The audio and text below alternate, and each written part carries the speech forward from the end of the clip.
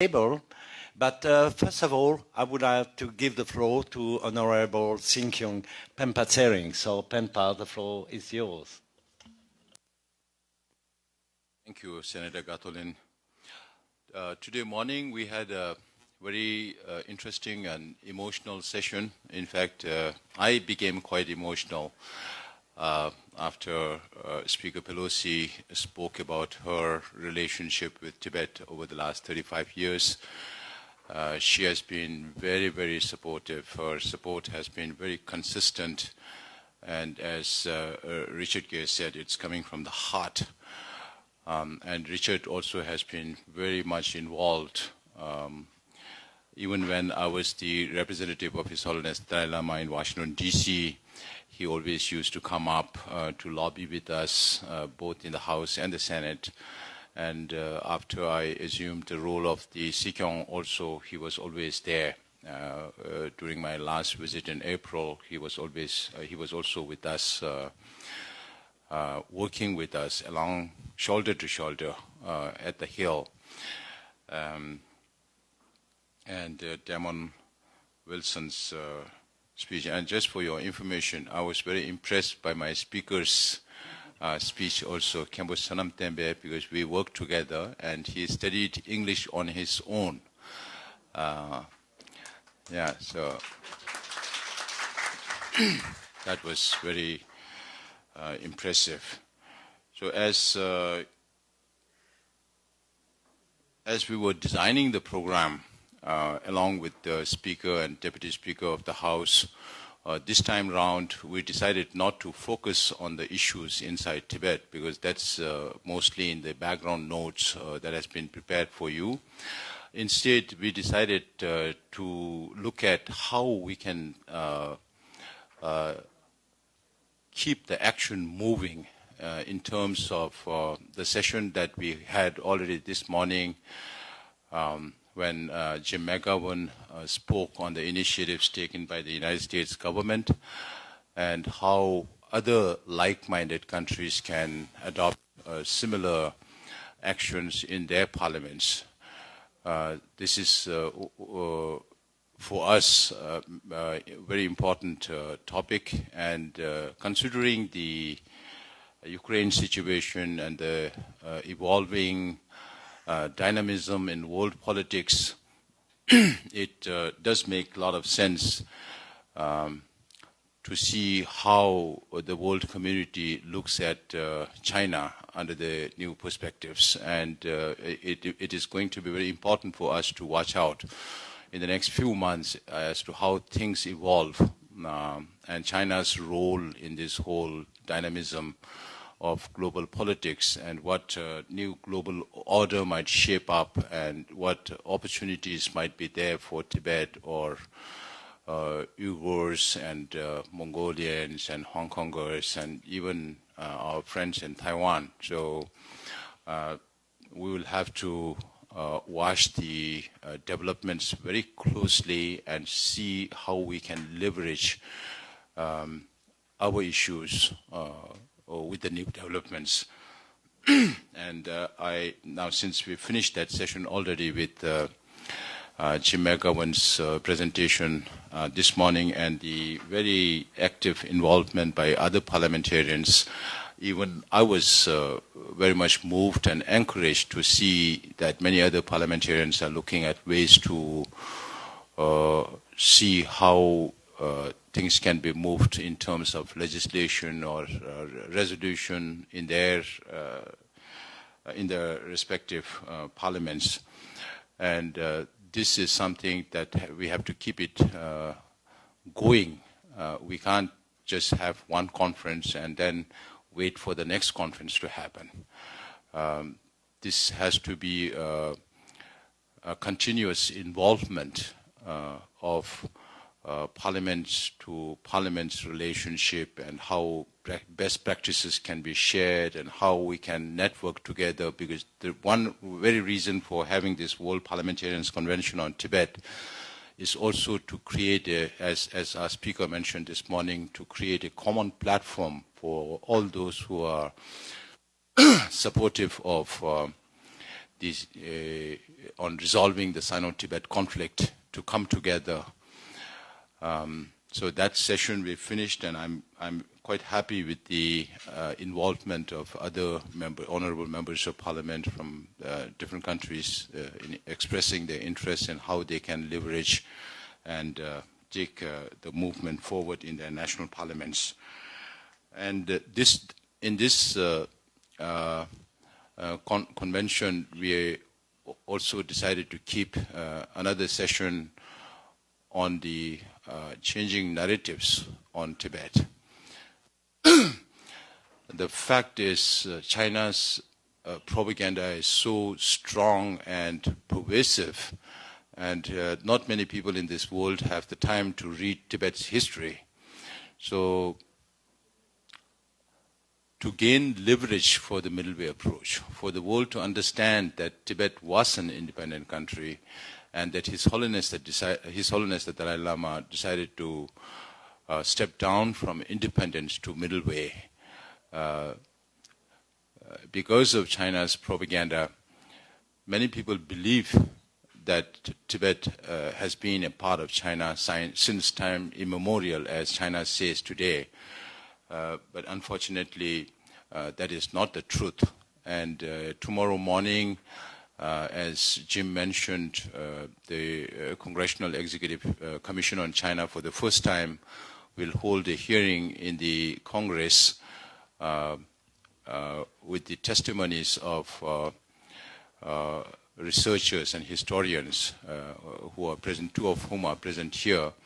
Michael Van Walt van Praag, who has been associated with the Tibetans for a very, very long time, I think since 1973 when he was a little boy.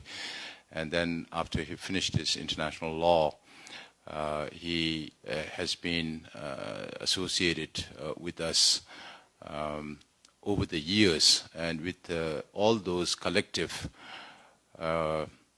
experience, he has worked with many scholars, over 70, 80 scholars from so many different countries in Asia, and concludes that Tibet has never been considered part of China, whether it is to do with the Mongolian order or the Ming order or the Manchu order or as per international law today.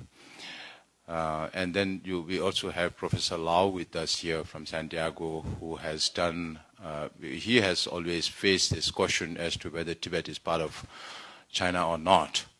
And after his retirement, he spent a lot more time looking at the historical documents. Particularly, he wanted to start from the Manchus because his thinking is that he's getting old, and he wanted to cover the latest part of the years from 1644 to 1911, and his book is being translated. It's almost ready for publication, and he has referred to the Manchu imperial Chinese records that establishes the fact that Tibet has never been considered part of the Manchu Empire. And going back to Ming also, we hardly had much relationship with the Mings and the Yuans. We had relations with the Yuans much before the Mongols invaded China. So with those historical perspectives in mind, His Holiness was asked by the Chinese as a precondition to say that Tibet is part of China since time immemorial, or since antiquity. But His Holiness is a Buddhist monk, and as Richard Gere was saying this morning, that he points at his tongue and says, "This tongue never lies." So he cannot lie. So he cannot say that Tibet was part of China. Therefore, His Holiness came with a very wise answer to the Chinese, saying that I'm not a historian. Let us leave history to historians. What is more important for us is the future of the Tibetan people. Therefore, now you have historians establishing the fact that Tibet was never part of China. And to counter, now the next question is, why is China asking the international community to say that Tibet is part of PRC? that is because China knows that they lack legitimacy over Tibet. And they are trying to get this legitimacy from the international community. But unfortunately, the international community will not be able to give legitimacy of China over Tibet. The only people who can give legitimacy to China are the Tibetan people, or His Holiness the Dalai Lama, not the international community. Unfortunately, when China insists on nations to say that Tibet is part of PRC, nations also recite that like a mantra, saying that Tibet is part of PRC. And when you say that, you are going against international law, for one. And for another, when you keep repeating that statement, it means more like, you do whatever you want to do in Tibet, we will not interfere. That's why China also keeps using this term, saying that Tibet is a domestic issue or a national issue, and that His Holiness the Dalai Lama is trying to internationalize it. But on the other hand, nations will also say that they support negotiation between His Holiness the Dalai Lama and the Chinese government, or representatives of His Holiness Dalai Lama, or envoys of His Holiness the Dalai Lama, or the CDA leadership with the Chinese government. We feel these are contradicting each other. Therefore, it is very important to talk about the status of historical Tibet, which the US has taken the initiative in the form of a hearing. And I hope and I believe that the members present here will take the message back to their countries that Tibet historically was never part of China. And the reason why His Holiness decided to go for autonomy instead of independence was taking the reality of the situation inside Tibet, considering that under President Xi today, Xi's policies and programs are all aimed at the eradication of the identity of the nationalities, whether it's the Tibetans or the Uyghurs or the Mongols. So Chinese have started teaching Mandarin from Montessori to the Tibetan students. They have started, according to one report by the Tibet Action Institute, about 78% of the Tibetan children are in what is termed as colonial boarding schools, separating them, separating the children from their families, keeping them away from their way of life. And if Chinese are really adamant about implementing these policies in another 15, 20 years down the line, we may not have that many Tibetans in Tibet who will speak the Tibetan language. And that will be very, very detrimental for the whole cause and for the existence. This is an existential problem for the Tibetans. So with these two objectives, the speaker and the deputy speaker, and we decided to design this program, not only to talk about the immediate and the urgent problems that we face inside Tibet, but look at how we can work together and how do we have to change the narrative to provide leverage for the middle way approach, so that Chinese will have to consider coming to the negotiating table. The reason why I said these two statements of, on the one hand, saying Tibet is part of PRC, and on the other hand, saying that they support negotiation, are contradictory, and that does not help leverage, because the middle way approach, because Chinese rule Tibet with an iron grip inside Tibet. And when there's no international community to caution them as to what is happening inside Tibet, then there's no reason for China to come on the negotiating table. So we now realize that this is their Achilles heel of China.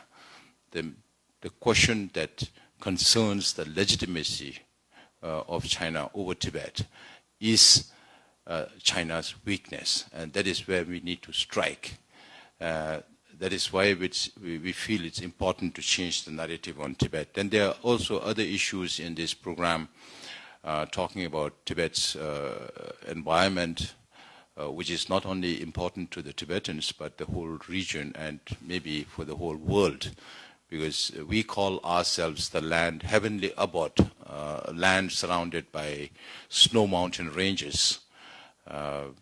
Then by 1906, I remember one American author having termed one of his chapters as roof of the world. And since then, the Western world started calling Tibet the roof of the world because of its altitude of more than 12,000 feet average altitude of Tibet. And then Asians call Tibet as the source of Asian rivers, because the major rivers that originate from Tibet goes into India, Pakistan, into India, Bangladesh, then into Burma, into Laos, Cambodia, Thailand, Vietnam.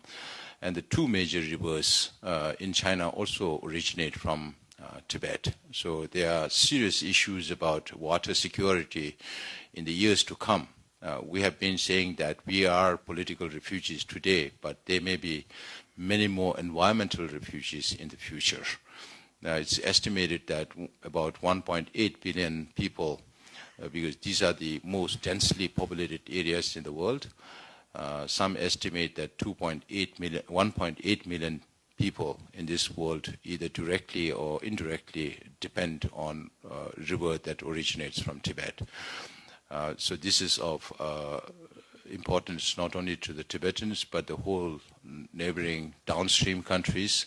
Right now, the downstream countries are not in a position to stand up to China, but if it comes to that, when it comes to their livelihood, I'm sure they will, but let's hope that it's not too late, because China does not share any hydrological data with any of the downstream countries. They have built at least 32 dams on the Mekong even before it reaches the next country.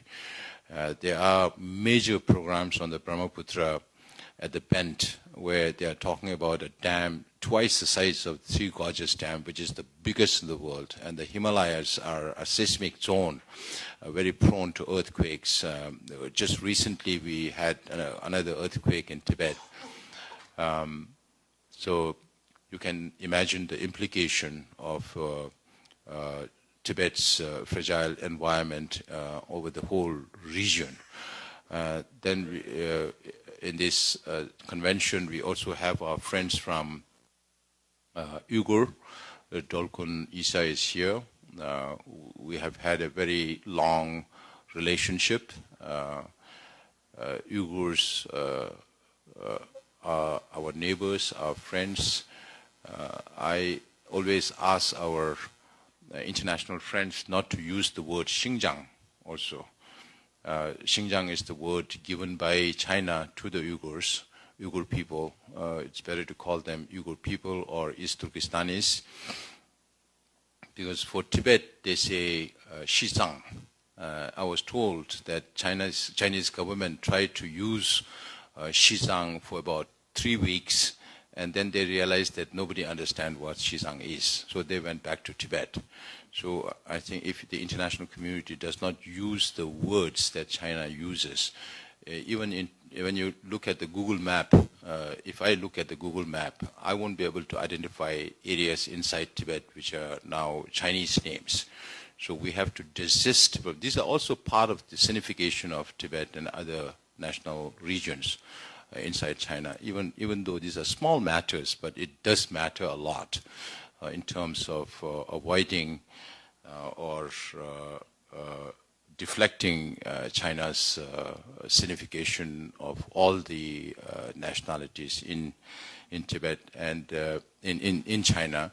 And during this session, we also have we will have friends from Hong Kong and maybe also Mongolia, where we will discuss about finding common grounds. Even though our issues are different, people are different, but we face the same opponent. And how do we galvanize our efforts together to face the common opponent? And I think that will be one very interesting session where we hope that there could be some concrete proposals for us to pursue into the future to face common challenges. So with these remarks, I also want to specifically point out Speaker Pelosi's remarks this morning about His Holiness reincarnation, which should be in the declaration of this World Parliamentarians Convention on Tibet, that the reincarnation of His Holiness the Dalai Lama will lie only with His Holiness Dalai Lama and the Tibetan people, not the Chinese government. Just before conclude, I want to recognize the presence of my old friend, Senator Dean Ino, because he is the one parliamentarian who has never missed any of the World Parliamentarians Convention on Tibet since 1994. The first World Parliamentarians Convention on Tibet was held in 1994, and he was there from that time onwards to the second Parliamentarians Convention in Lithuania in 1995, and the third Parliamentarians Convention in Washington, D.C. in 1997. And then there was a long gap, and I was personally involved in organizing the fourth World Parliamentarians Convention on Tibet in Scotland in 2006. And by the next convention, I was already the Speaker of the Parliament in 2009, when we had the fifth World Parliamentarians Convention in Rome, and the sixth was with Senator Dean Ino in Ottawa. He hosted the World Parliamentarians Convention in Ottawa in 2012, and then there was a long gap of 7 years till it was held in Latvia in 2019, and now we are here after 25 years in Washington, D.C. for the 8th World Parliamentarians Convention on Tibet. So I really appreciate the presence of all of you, some of you whom you have traveled for 26 hours to reach here, and that itself shows your concern for the cause of Tibet and the importance of resolving the Sino-Tibet conflict. As Michael would, I'm sure, repeat in his presentation tomorrow, that we don't want to trivialize the conflict by calling it the Tibet issue. We would rather like to call it the Sino-Tibet conflict to raise the level of the nature of the cause.